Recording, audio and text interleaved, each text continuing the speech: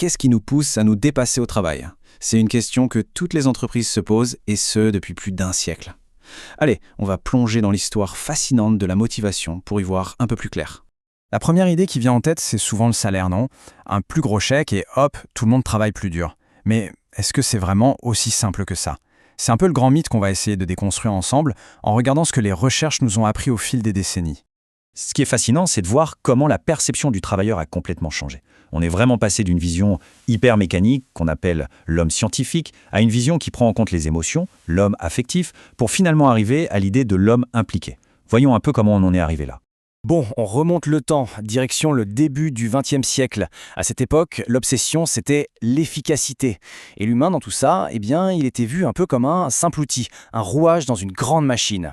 À l'époque, des pionniers comme Taylor et Fayol avaient une idée assez tranchée. Pour eux, c'était simple. L'être humain, au fond, est paresseux. Alors, comment le faire travailler? Facile. On découpe le travail en toutes petites tâches, super simples, répétitives, et on paye à la pièce.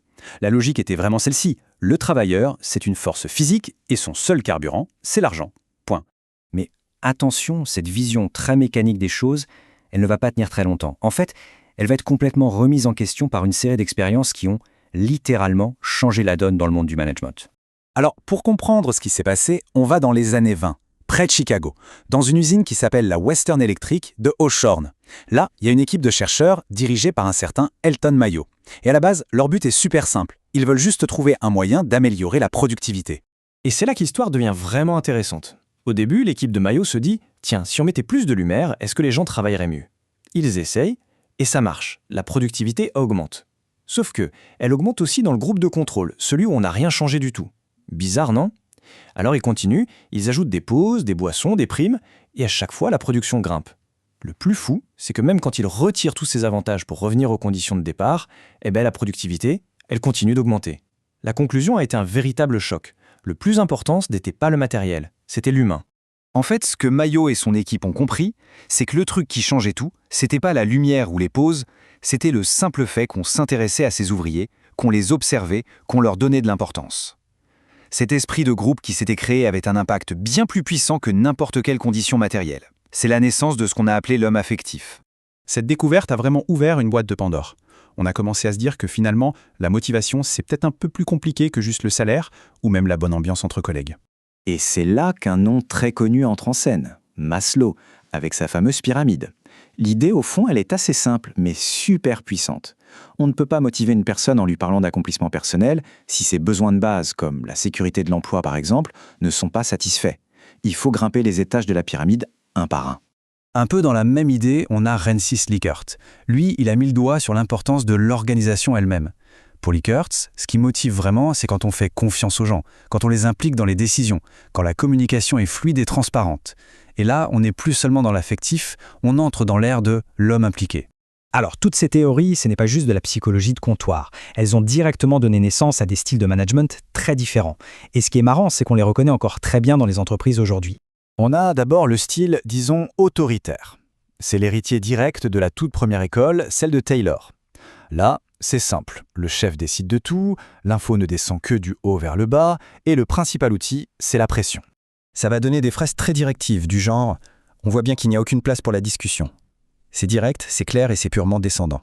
Après, on a le style qu'on appelle le paternaliste. Là, le manager garde le contrôle, attention, mais il commence à prendre en compte le côté humain.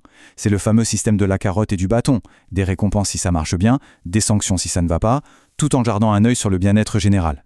L'exemple typique illustre parfaitement l'idée.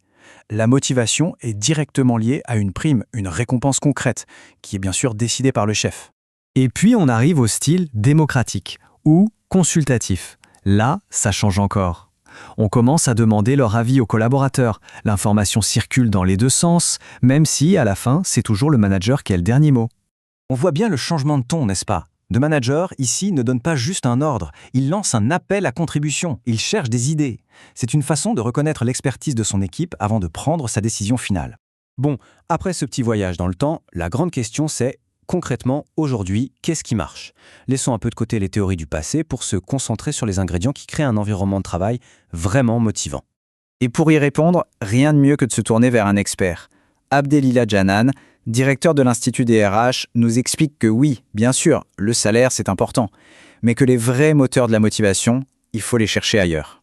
D'après lui, il n'y a pas de recette magique, pas de solution miracle. En revanche, il y a 3 ingrédients absolument fondamentaux. On pourrait dire 3 piliers sur lesquels tout le reste est construit. Alors, quels sont ces 3 ingrédients? Le premier, c'est la reconnaissance. Ça peut être quelque chose d'aussi simple qu'un merci qui vient du cœur ou bien sûr une prime. L'essentiel, c'est de sentir que son travail est vu et apprécié.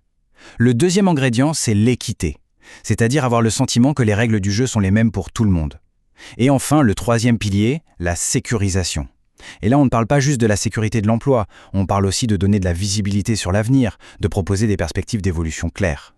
On a donc fait un sacré chemin, De la simple idée que seul l'argent compte, on est passé à l'importance de l'humain, puis à la recherche de l'épanouissement.